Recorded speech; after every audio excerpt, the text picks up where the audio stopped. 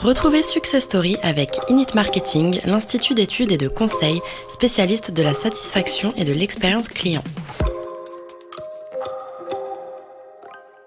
Init Marketing, valorisons ensemble votre capital client.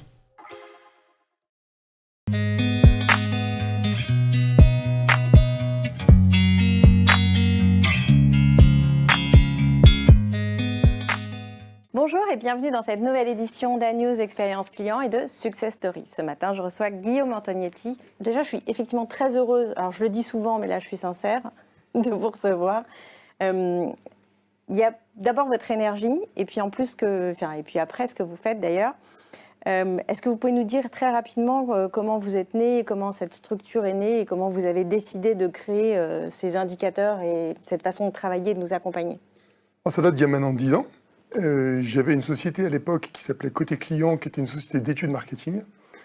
Et on se rendait déjà compte, entre 2010 et 2015, qu'il y avait un bug entre les études marketing qu'on pouvait effectuer, qui relevaient de la satisfaction client, et de la qualité de service que les entreprises mesuraient.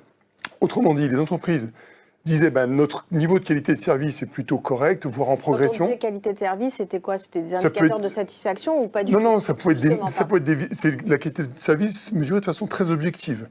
Ça peut être le respect des normes, et que dans le retail, dans la grande distribution, on mesure notamment à travers des visites mystères, par exemple. D'accord. Bon. Et donc, les entreprises se rassurent avec des audits de qualité de service. Le mot se rassure. À côté de ça, font des enquêtes de satisfaction et il y avait un bug entre, je comprends pas, les clients sont pas contents, pourtant on fait le job. Et plus on avançait dans ces analyses-là, plus on se disait, mais il y a quand même quelque chose qui explique la différence entre, on a le sentiment de faire le job correctement, on a formé les équipes, on respecte les normes et les injonctions qu'on demande aux équipes de réaliser, et pour autant les clients ne sont pas forcément satisfaits. Donc est née de cette idée-là l'envie de comprendre qu'est-ce qui pouvait expliquer ce différentiel. Et c'est en travaillant avec des chercheurs qu'on a commencé à travailler autour de la notion de culture client. D'accord, c'est normal. Enfin, c'est bizarre parce qu'en fait, les chercheurs, souvent, c'est plutôt ou les normes sont souvent des contraintes. Là, vous êtes en train de dire que, des contraintes, vous avez créé quelque chose. Alors, la notion de culture client qui vient expliquer ce phénomène-là était travaillée dans la recherche depuis des années, mais le monde managérial ne s'en était pas emparé. Mais qui l'avait alors? Qui avait ces infos? mais personne, en fait, si, dans des revues académiques, publiées dans des revues à comité de lecture, il y avait des articles qui parlaient de la culture client et de son rôle. Il y a 10 ans déjà? Il y avait plus de 10 ans. Les premiers articles datent de 2005, 2006, qui parlent vraiment de culture client et d'impact sur la performance des entreprises. Sauf que personne ne les lit, bien entendu. Moi, le premier, je ne les lisais pas, sauf qu'en travaillant avec des chercheurs, ils m'ont... Qui les lisaient, qui travaillaient sur ces questions-là, m'ont permis de prendre conscience qu'en effet, là, il y avait un sujet qui allait devenir important. On est en 2013. Et donc, on a, avec les chercheurs en question, décidé de travailler cette question-là et d'en créer des premiers indicateurs qui permettent de se dire, tiens, au-delà... C'est pas le NPS. C'est pas le NPS. Ça, c'est plutôt l'indicateur qui a pris le pas sur la satisfaction client et les mesures de fidélité, d'engagement. Et c'est pas non plus des indicateurs de qualité de service. Par exemple, sur un plateau téléphonique... Le fait de recommander, oui, c'est pas... Oui, alors il y a la recommandation des clients. Je suis content, je suis pas content, au point que j'ai de recommander ou pas. Il y a mes équipes respectent les normes qualité qu'on veut qu'elles respectent. Ou l'engagement ou la... Et entre les deux, il y a quelque chose dont on va parler qui s'appelle la culture client. Et donc, on a décidé de s'engouffrer là-dedans et de ne travailler que cette question-là. Donc, on travaille ni sur l'expérience client, d'accord, ni sur la qualité de service délivré, mais sur l'état d'esprit qu'ont les collaborateurs avec lesquels ils vont travailler. C'est ce qu'on appelle la culture client. Et donc, on a commencé à travailler là-dessus il y a 10 ans. Et ça fait maintenant 10 ans qu'on est sur ces questions-là. Donc là, on en entend un peu plus parler. Ouais. Donc, il y avait un time to market qui était peut-être un peu trop tôt. Oui, mais bon, ça nous a donné le temps d'explorer le sujet, de faire un certain nombre de bêta-tests, d'avoir maintenant une base de répondants de 100 000 collaborateurs en France et à l'international. Donc là, c'est que... Ah oui, France et international. Oui, et donc il y a 14 langues dans notre test maintenant, donc il est disponible dans 14 langues. Donc ce temps-là où on n'était pas pressé... De la recherche. Absolument, c'était plutôt le temps de la recherche, de l'expérimentation. Et bien, quand le marché s'est accéléré sur la culture client, c'est-à-dire après le Covid, globalement, eh bien, nous, on était prêts. Parce qu'on a beaucoup parlé de télémarketing, c'était le gros mot à l'époque, et puis après on parle de relations clients, aujourd'hui un peu plus d'expérience client. Et donc comment on arrive à la culture client? Est-ce qu'il y a un moment dans une entreprise où ça sert à quelque chose de le faire, ou est-ce qu'il y a des moments où c'est trop tôt? C'est la bonne histoire, c'est-à-dire que on est passé de la qualité de service à la satisfaction client à l'expérience client. Et on se rend compte que malgré les efforts que les entreprises fournissent pour améliorer l'expérience client... Donc un peu comme ça il y a 10 ans. Ouais, voilà, et on se rend compte, enfin ils se rendent compte que les efforts ne payent pas toujours. On met en place des... Mais c'est simple, c'est pas simple. Ah bon, mince. On met en place des nouveaux process pour l'expérience client.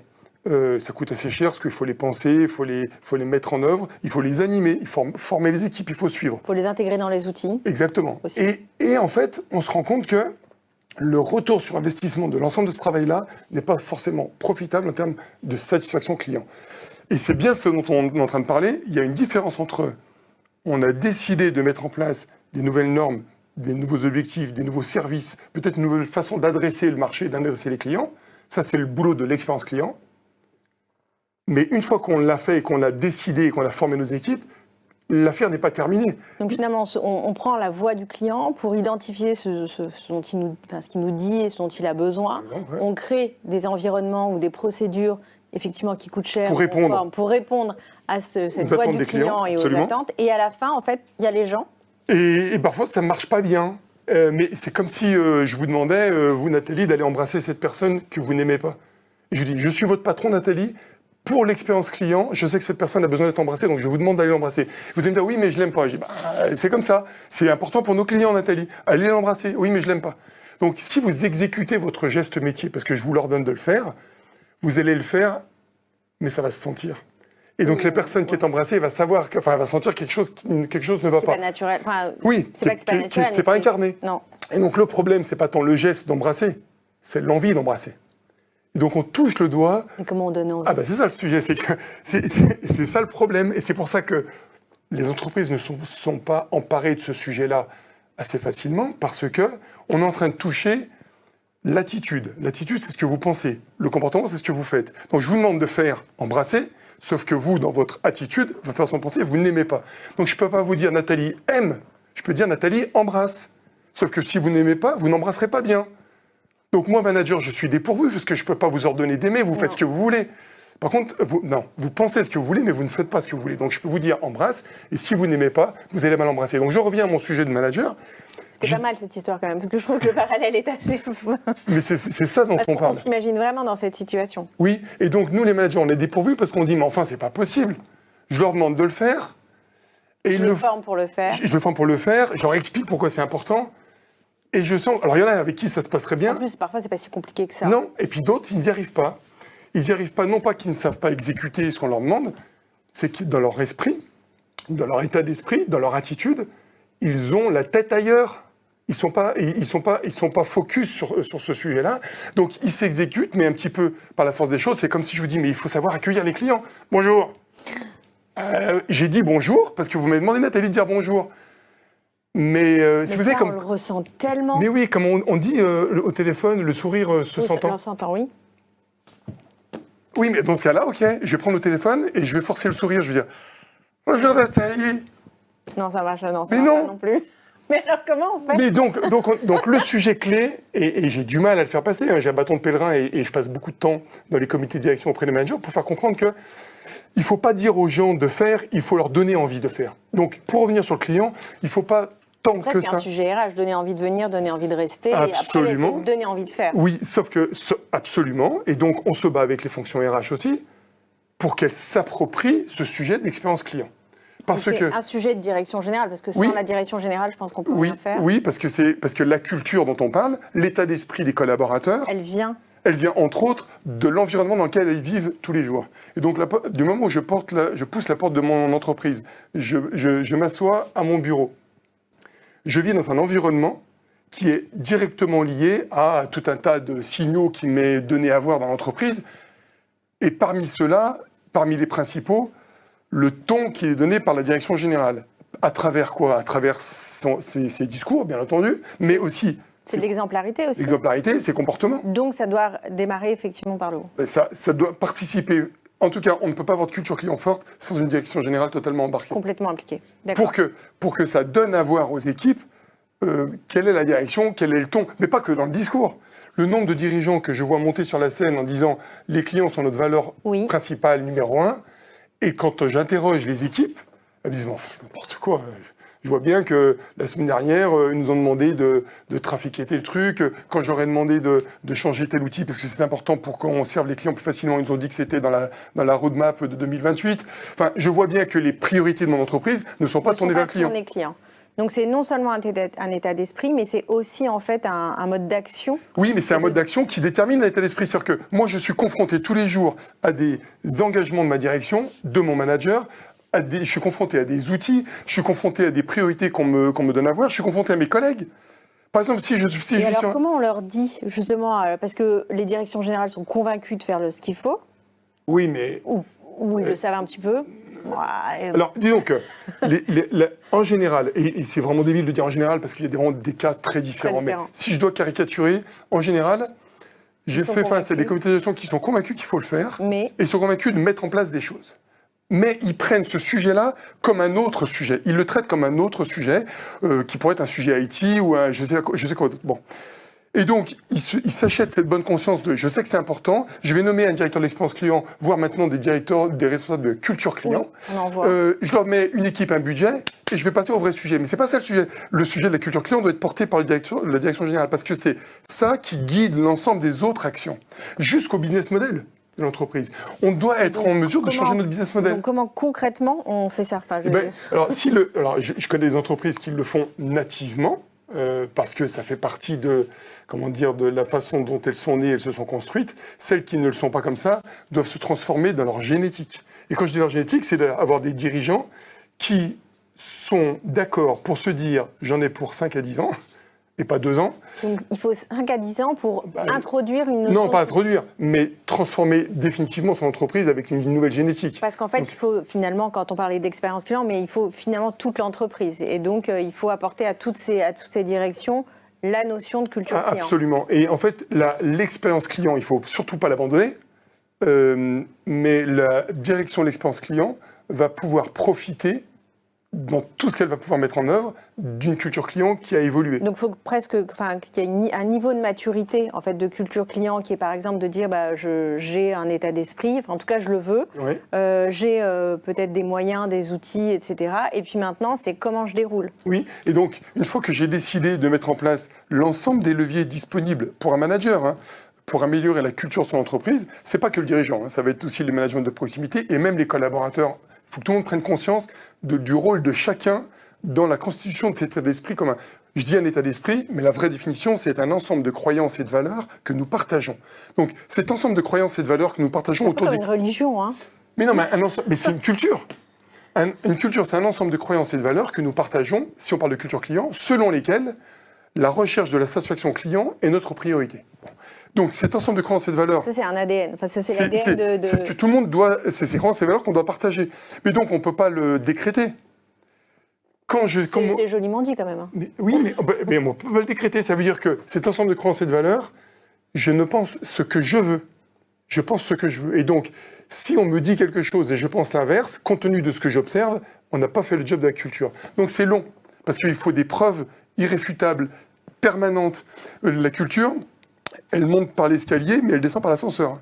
Des fois, on fait des efforts pour essayer d'améliorer, de tourner l'entreprise vers le client. Il suffit d'avoir que le marché se retourne, on serre les budgets, on envoie chez les clients, excusez-moi de l'expression, et puis on se rend compte que les collaborateurs se disent, mais en fait, le vrai sujet, c'est pas les clients, je vois bien, c'est les actionnaires. C'est le business, okay. Bon, par exemple.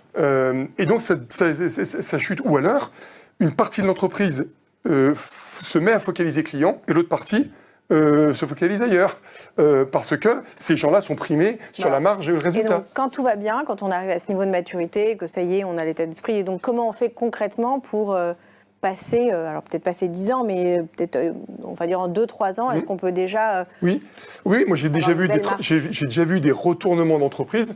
Ça demande du courage managérial, ça demande d'avoir un peu de temps vis-à-vis de la pression financière. D'accord. Parce que le retour sur investissement, il n'est pas court terme. Donc il vaut mieux avoir le vent dans le dos à ce moment-là. Absolument. Ou alors, si on n'a pas le vent dans le dos, d'avoir des actionnaires qui nous soutiennent dans le projet. Moi, j'en ai fait les frais quand j'étais à la levée de vêtements. C'était pas du tout le même sujet. Là. Pourquoi on n'était pas soutenu là-dessus? Mais bon, donc il faut être soutenu pour se dire, voilà, on va se donner 2 à 3 ans pour retransformer l'entreprise. Ça, c'est une volonté de direction générale. Ensuite, il faut que l'ensemble de la strate de management de proximité adhère au mouvement. Mais pour qu'elle adhère au mouvement, il faut aller jusqu'à changer la façon de valoriser les collaborateurs. Qu'est-ce qui fait que moi, manager de proximité, qui suis un N-2 de la direction générale, qu'est-ce qui fait que je vais être valorisé dans mon entreprise? Si on reste sur le même tempo de réussite de performance commerciale, de salaire, etc., on va passer à côté du projet parce que le vrai sujet, il est encore ailleurs. Il faut qu'on change la façon de valoriser les gens.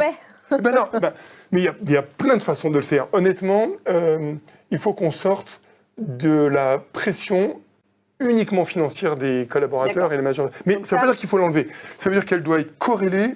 Là, on peut avoir une pression financière. Elle doit être induite, mais... Elle est induite du résultat de ce qu'on fait vis-à-vis des clients. Mais c'est pas compliqué, ça à faire. D'ailleurs, elle est dans le résultat. Elle est dans le résultat et il suffit de mesurer la performance client, pas forcément qu'avec la satisfaction client, mais pourquoi pas avec des ventes. Mais ce n'est pas la même chose de faire plus 100 en vente en se basant sur nos clients existants qu'en recrutant des nouveaux clients. Non. C'est pas la même chose. Et donc, si on se dit, il faut juste que tu fasses plus 100, on n'a pas fait le job. Si on dit, moi je te valoriserai si on fait plus 100 sur la base des clients existants, on dit aux collaborateurs, ce qui nous intéresse, c'est la fidélité. D'accord. Et donc dans la détection, enfin dans la création de ces indicateurs, finalement, on commence à découvrir cette notion de culture. Absolument. Et comment vous pouvez nous aider à identifier Parce que c'est pas que des indicateurs, en fait. Non, il y a des indicateurs de performance, il y a de l'exemplarité managériale. Oui.